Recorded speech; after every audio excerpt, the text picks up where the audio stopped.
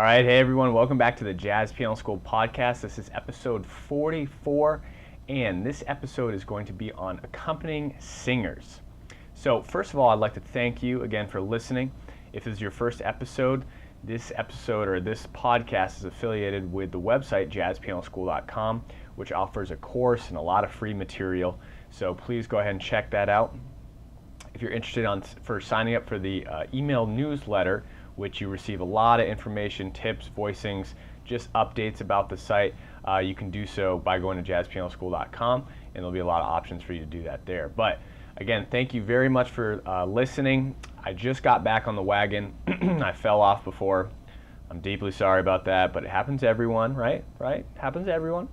So I've been so focused on launching the intermediate series, the intermediate course portion of the JPS course, that all the podcasts kind of fell off. I didn't really have time for that. So I just launched the intermediate portion of the JPS course in May, and I'm working on the advanced portion now. So my goal is to continue with the podcasts and blogs once a week while doing the advanced course. So I'm going to try my absolute best to keep producing the free material for everyone, and at the same time get the advanced course filmed and up and going for the site.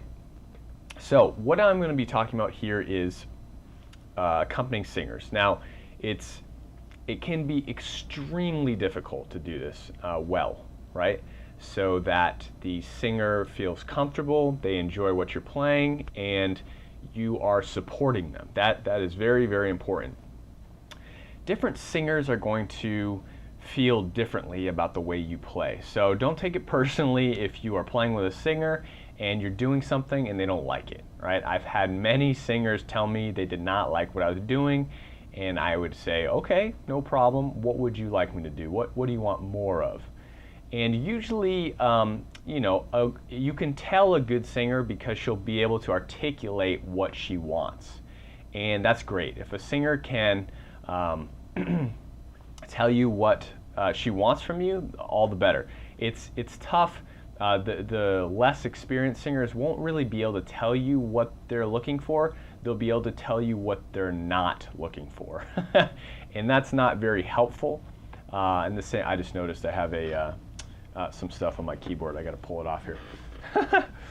That was a medieval dagger, by the way, that I was given as a wedding present for the wedding I was at in Miami as a groomsman. You're probably just like, what the heck? Why does he have a dagger on his keyboard? But that was a present, okay? I do like Game of Thrones, though. All right, anyway, so the less experienced singer won't be able to tell you what she wants. She'll be able to tell you what she doesn't want. So in those situations, you just have to shoot in the dark. But the principles I'm going to give you today are going to be basic to build a foundation, and this might be a 2 or 3 part series. In the JPS course, it's definitely going to be a very advanced 8-part series or so, in which I go over all the different aspects. But for the podcast, it'll probably be 2 or 3. I have to cram a lot in here because there's a lot of topics I want to get to. But first and foremost, all right, when we are accompanying a singer, before anything, we want to lay down a foundation. We need a palette, all right? And so there's a lot of things that go into play with this. And one of the things is the style of the piece. So if you have a slow or medium swing piece, you need to think about how you're going to, we need to do everything, right? We're basically playing solo piano, but we don't have to worry about the melody because they are singing it for us. So I'm going to use a couple different examples and then tie in some stylistic things into it, and then we're going to go into more voicing type of how do we voice this or this. So don't worry about the voicings right now. I just want you to, whatever voicings you use for the chords, that's fine. Just pay attention to the way that I set up the foundation. So why don't I play a little bit first, actually. We're going to pretend like there's a singer. I wish I could sing. I'm terrible at doing that. But just pretend there's a singer, and I'm just going to play like there would be a singer. I'm going to take the piece almost like Being Love.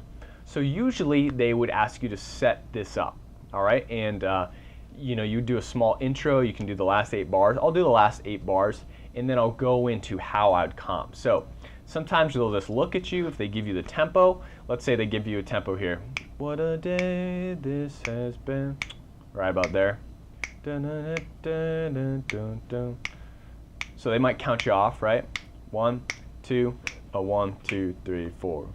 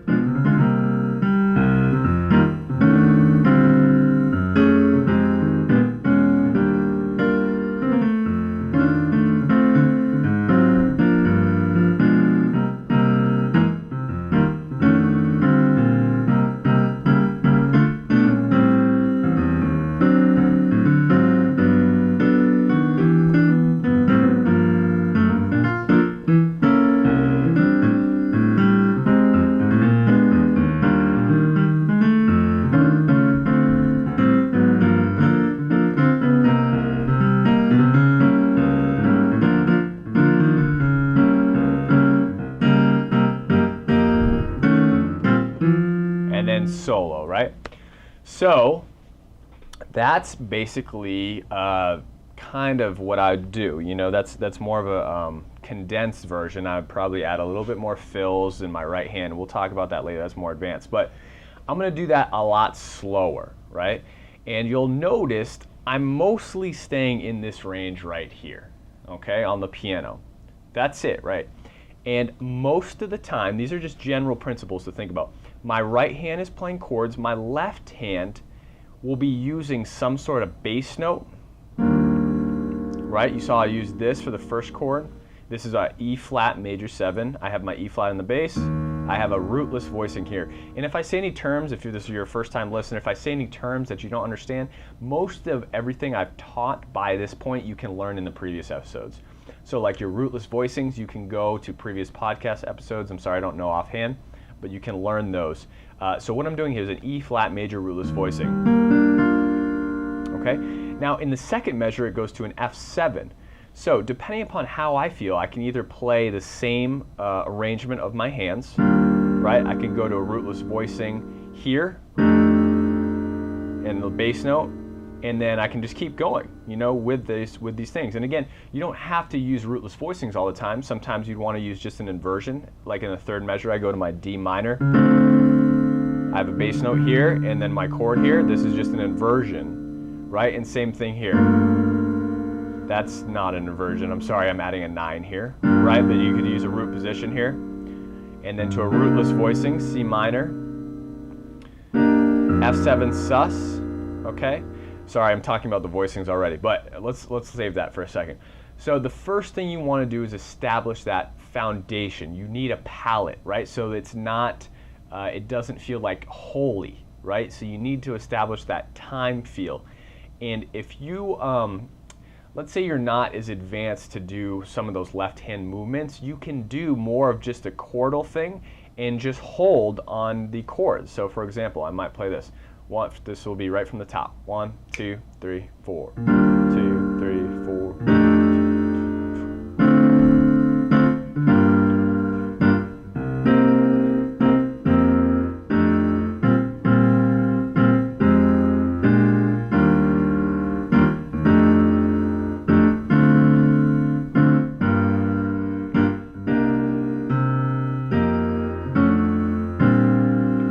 But you needed time there. So I wasn't adding as much flair into that, right? I was just playing whole notes in my right hand and whole notes in my left hand, and right hand rootless voicings, left hand bass notes. Okay, and a couple of times I would add that da, da, 1, 2, 3, and 4, and 1, 2, 3, and 4. And that just gives it a little pop, right? When you add those upbeats in, it gives it a little pop. It gives it that swing feel. You can't just do all whole notes because you're not going to have that swing feel. So that's why you add in a couple of times, you know, some upbeats. 1, 2, and 3, and 4, and 1, 2, and 3, and 4, and 1, 2, and 3, and 4, and 1, 2, and 3, and 4. All right. So you want to establish that time. Now, another way to approach this medium swing tempo would just be a nice stride, right, with a pedal. So you could play chords here with a nice stride in your left hand.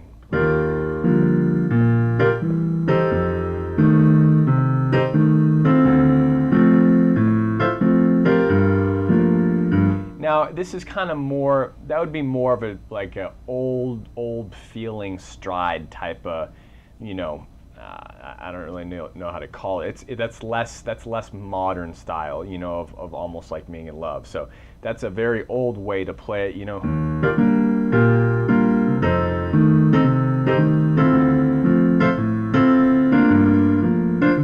And so what I'm doing here is this, I just have my chords, any sort of chords you want, okay? And I'm playing root, chord, or just shells, right? 3 and 7 of the chord, 5 of the chord, back to the shells, or the chord, full chord. I also have a full chord here. So in this case I have the, I should play this, but you can play, I was adding the 9 in here, right? Or you can play Rootless Voicing if you want. And I'm also getting that upbeat here. This is what gives it that swing. 1 and 2 and 3 and 4 and 1 and 2 and 3 and 4 and 1 and 2, 3 and 4 and 1 and 2 and 3 and 4 and 1. Right? That's more of that kind of raggy style. But you can do both ways. I prefer the other method, but it just depends what song. Again, this kind of relates to the stylistic elements of the tune. Like for almost like being in love, I prefer that way. You might get a singer that is more of an old school singer and wants that stridey type of feel to their songs. You know, that might be her show. If you get more of a modern singer who's very up to date, kind of on standards and can sing jazz, you know, effectively, then they'll probably want more of what I was showing you first. Okay, so again, we want to lay down the palette, right? A nice tempo. Let me go through it again slowly, just so you can hear that. And I'll do it a lot slower. So 1 and 2 and 3 and 4.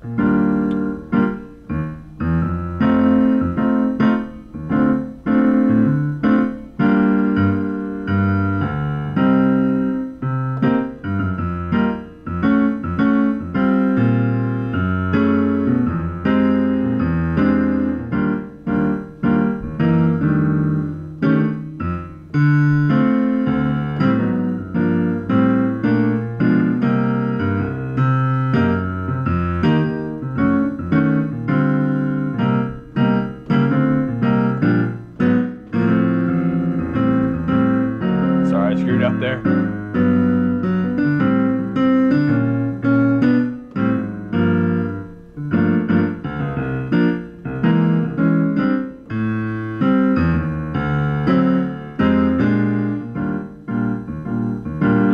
This is a nice little trick of pulsing.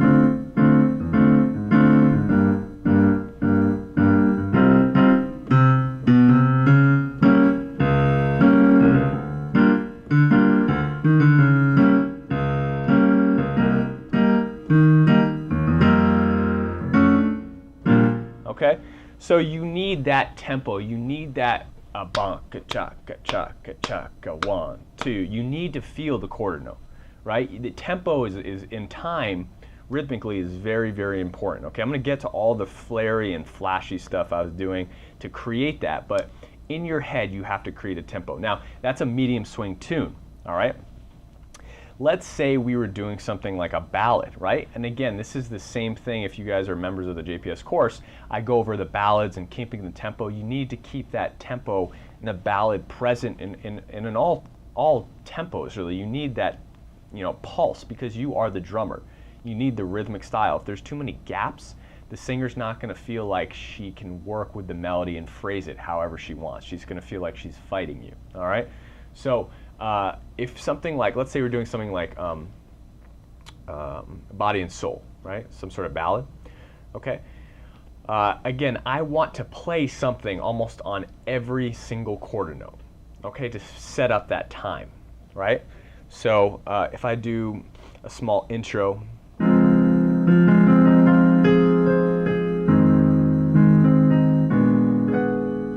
and then I might let her take the pickups here, and then I'll play the downbeat.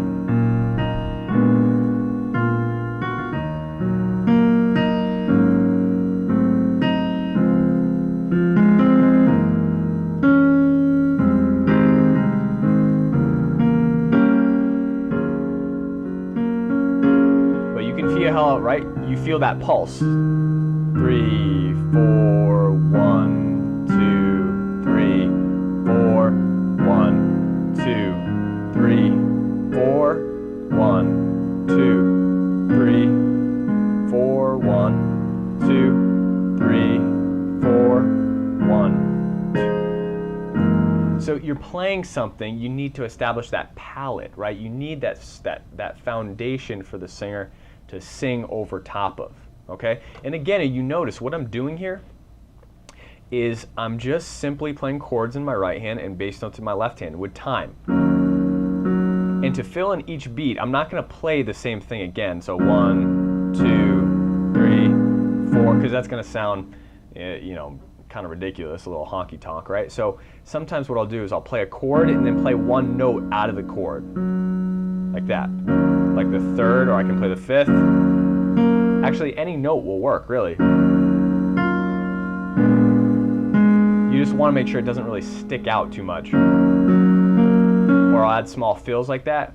So 1, 2, 3, excuse me, 1, 2, 3, 4, 1, 2, 3, 4, 1, 2, 3, and 4, and 1, sorry, 2, 3, and 4, and 1. So sometimes you have eighth note fills in there, and you're kind of filling in between with a couple notes, but I'm really not doing much, right? You just want to keep that tempo moving so that she can feel like there's a band behind her, okay? Otherwise, if I'm just sitting here,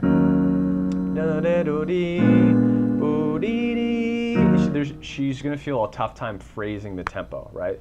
So that's the first thing, and if you take an up-tempo piece, more of a, let's say, All of Me, right? So if I'm comping behind this, you know, again, this is where you kind of want to back off just a little bit, right? But you need to have, again, my first main goal is to establish that time, okay? So I might set up an intro.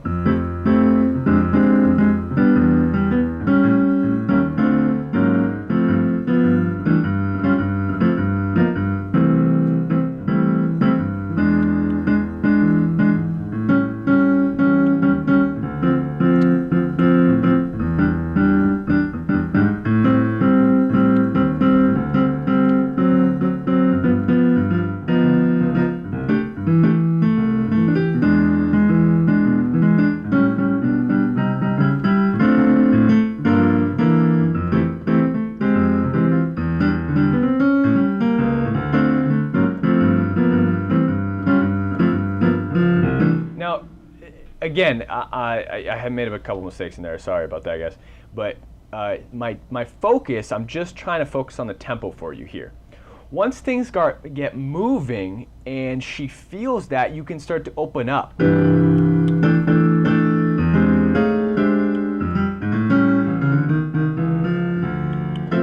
So you can start to move around more. That's what I'm going to talk about next, is you don't have to just stay in this area. You can really kind of let loose between your movements.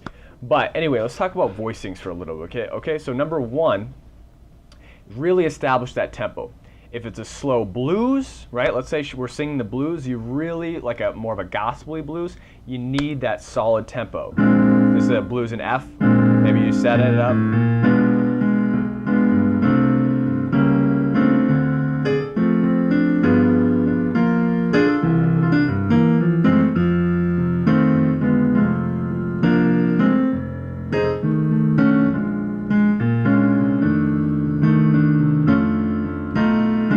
So whatever you're doing, you just want to make sure you have that boom, boom, cha, boom, doom, right? If it's swing, or even if it's Latin, right?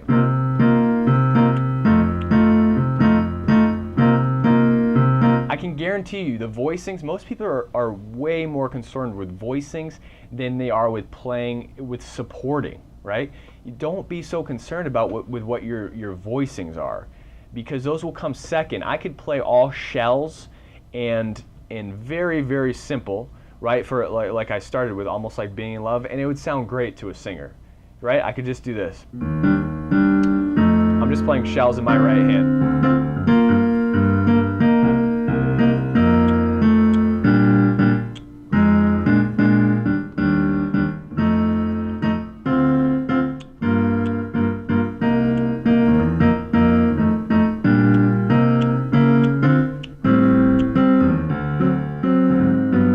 that's it. And that would do it. If you supported them with like that, they'd be like, oh, okay, cool, man, you're swinging. You know, but once you start to lose the swing feeling, if you're trying to add in too many voicings, too many extensions, too much stuff going on, too many fills, right? You're interfering with them. That's just you're not being supportive. You are not the spotlight, right? Okay, you need to keep that in mind. When the vocalist is singing, you're not the spotlight. So you need to be underneath them, creating a foundation and a solid rhythmic feel. That's why I was adding those rhythms in with my shells and bass notes. Right? Now let's talk about voicing. So let's talk about exactly what I'm doing here. So in almost like being in love, while I'm playing solo, my left hand is going to be very active. If you're playing with a trio and a vocalist, right, then I'm not going to be doing much of that. I'm just comping.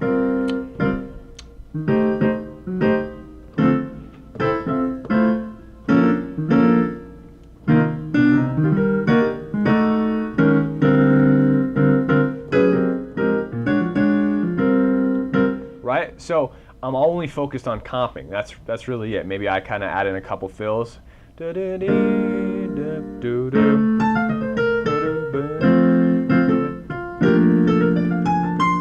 Right? You might add in some nice fills in there, but mostly what I'm doing is just comping, okay? So the voices that I'm using is my right hand rootless voicings for the most part. My left hand is very active with bass notes and approaching bass notes, right? So you'll notice I did a lot in the space.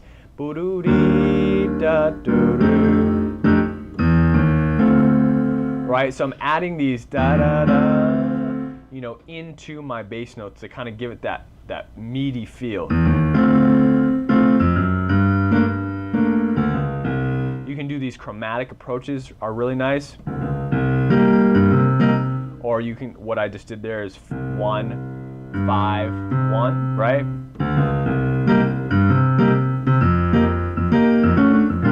Now I understand this takes a lot of work, coordination-wise. And what I'd recommend for this is just doing your left hand.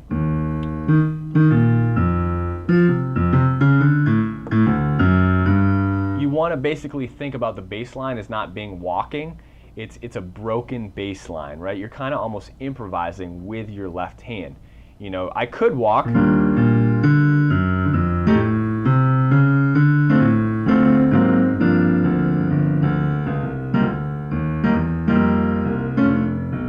Now that's an option. That's also another option to accompany, but not all the time do you want that just walking bass feel. That's why I like this broken bass feel that I use with my right hand rootless voicings.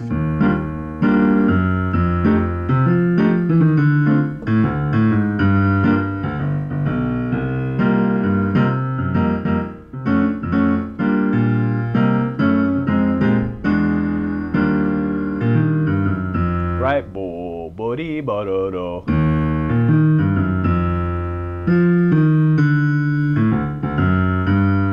Okay? So that broken bass gives it a nice kind of, you're still swinging, but you're accompanying. It's not just a boring, walking bass line. Not to say that walking bass lines are boring, but you're switching up the texture. Then maybe after she goes through it once, you can break into the bass line, which will propel the song somewhere. Okay. Now, right hand. All right. During these bass lines, all I'm doing is playing my rootless voicings here, or some sort of inversion. Right, for my F7. I might jump up to an inversion, drop down.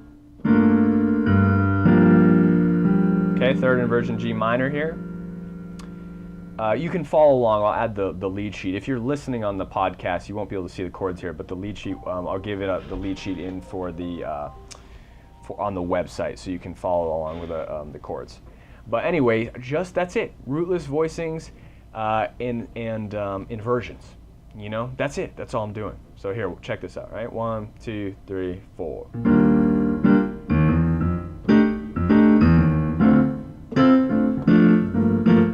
Maybe just shells. That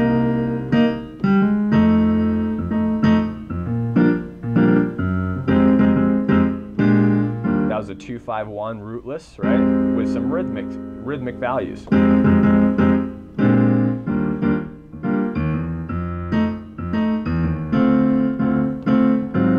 I'll talk about that in a second.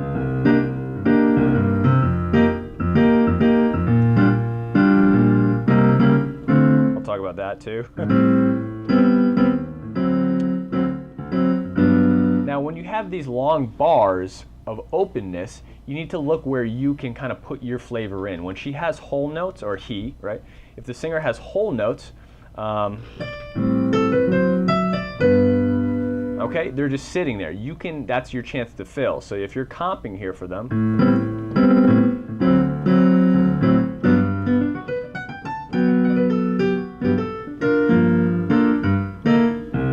okay, that's when you don't have to do a, you know, that type of fill, but you can just do some chord fills.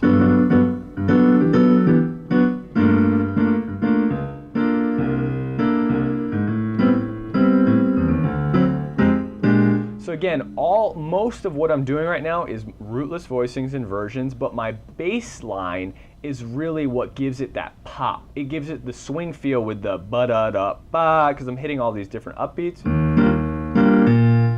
1 and 2 and 3 and 4 and 1 and 2 and 3 and 4 and 1 and 2 and 3 and 4 and 1 and 2 and 3 and 4 and 1 and 2 and 3 and 4 and 1 and 2 and 3 and 4 and 1. Right? So it's the movement and the rhythms that I'm doing in my left hand that really spice things up. My right hand is actually just comping for my left hand.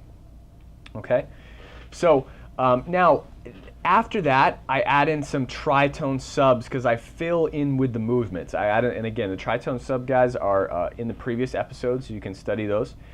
So that allows me to have more movement within my comping. So in the first measure, I go from an E flat major to the second measure to F7. Now I can approach the F7 with a dominant chord. This is getting to some more theory stuff, okay? And all this theory stuff is in the JPS course, just so you know if you're interested.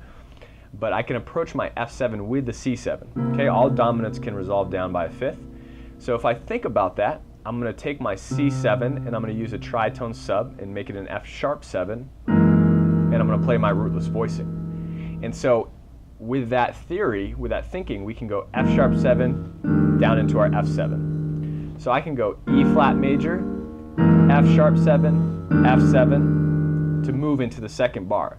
So I'd have 2 beats of the E flat major, 1, 2, 3, 4, 1, 2, 3, 4. Okay, and so by that thinking, you can approach almost all dominant chords, actually any type of chord really, with a half step above dominant. You know, so I can go E flat, F sharp, F, B, down into the B flat, or if you're using the traditional chords, you can use E flat down into the D minor, A flat, G, D flat, C. So I use a lot of these half-step dominant approaches to resolve down into my chords. Okay, check it out, I'll do it slowly. Here we go. So even from the last 4, I guess, I'll add an intro.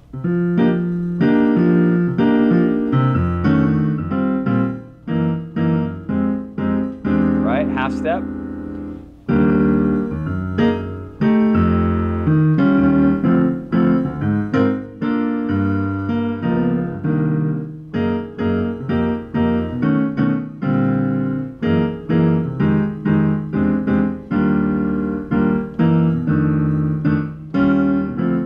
See all these half steps I'm adding? Half step, chord, half step, chord, half step, chord. 1, 2, 3, 4, half step, chord, half step, chord, half step, chord.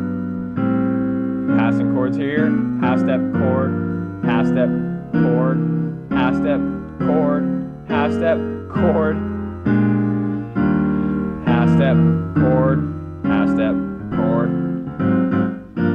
So we don't want to just do half step chord, half step chord. That's why we add in the rhythms, right? So I would go.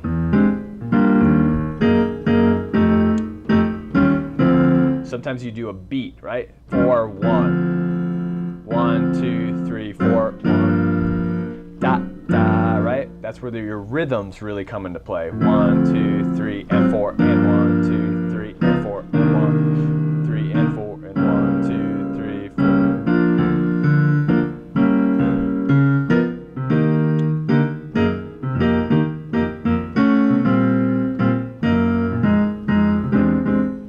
So these are all theory concepts. I mean, all these concepts are, you can't really do this. You need to know a lot of the theory concepts I've worked on in the podcast or in the course, right? Because they're tools, and this is why people don't understand how to play jazz piano, because someone will teach what I'm teaching right now and they'll say all these things, but they won't explain what's going on, right? Like in YouTube videos, they'll play an arrangement and you'll learn to play what I'm playing, but you won't understand the concepts. And so that's why it's very important. The way I structure my course and my lessons and my podcast is with theory concepts, different technique concepts, improv concepts that all relate to doing things I'm doing right now, right? And that's why it's important. And you may be like, wow, this is way too advanced for me. But you need to go through the other podcast lessons in order to kind of do this. But again, to kind of simplify things, you just use, again, we want to just set up the time. You can just use chords in your right hand, any sort of root position, inversions. And as long as you have some sort of time going, you can even pulse.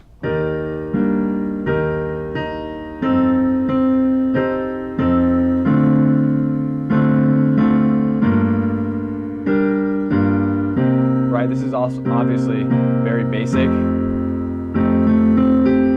And that's just more of like a walking ballad style. If you want to try and swing it,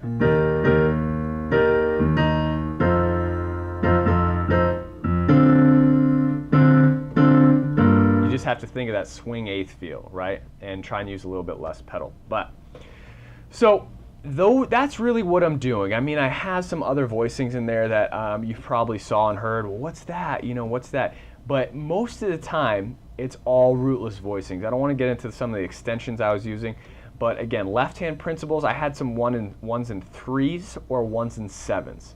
Okay, that explains my left hand in a nutshell, and that's actually very accurate.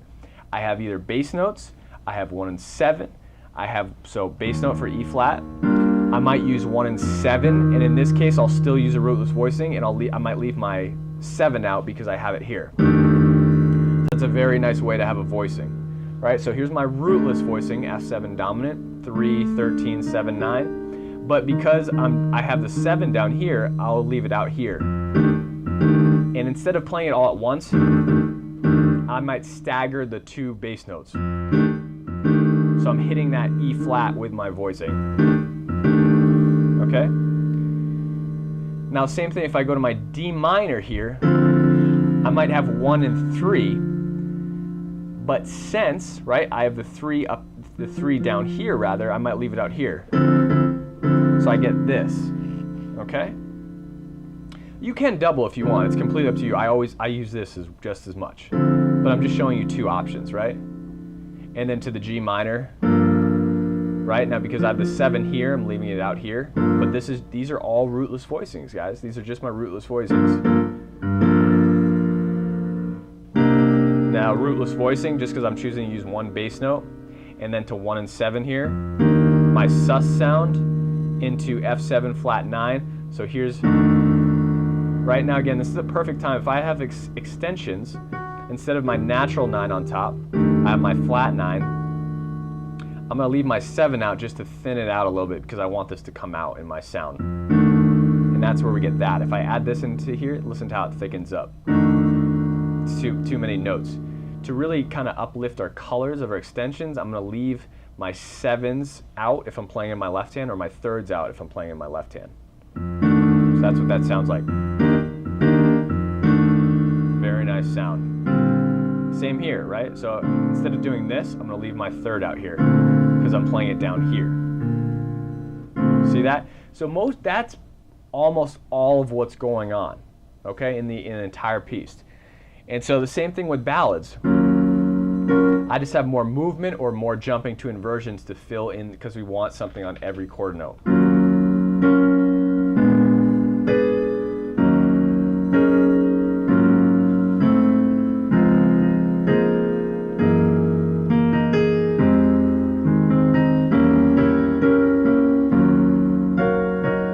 All inversions, right?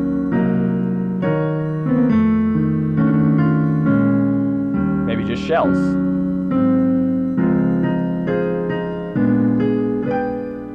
Now you can get fancy, right, with runs.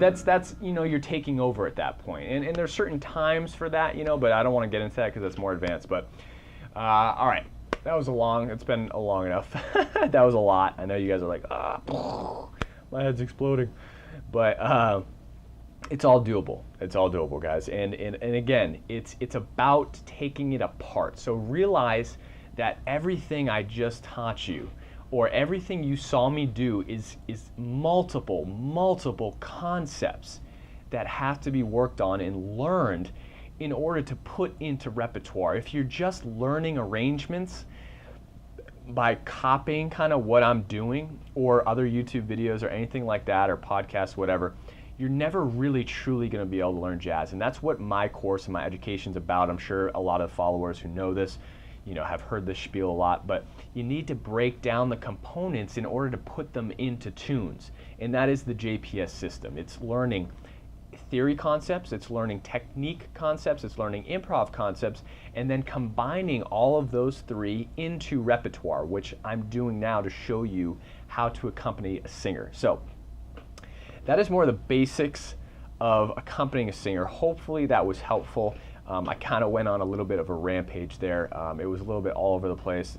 In my head, it was more organized than it came out, but hopefully that helps. I think I'm going to do another one and kind of show you some more fill type things you can do. I was adding some passing chords, right? Or the half step approaches, right? We can approach certain chords by half steps like that, chromatically. Again, the tritones were some of the passing stuff I was doing. Okay, but I showed you all the voicing stuff is in there, you know, so just listen to it again slowly if you want. I'm just using my Rootless Voicings and practice some of those movements and really focus on being rhythmic and time, you know, focused while you're playing, because that's more important than some of the harmonies that you're doing, especially when you're playing with a singer.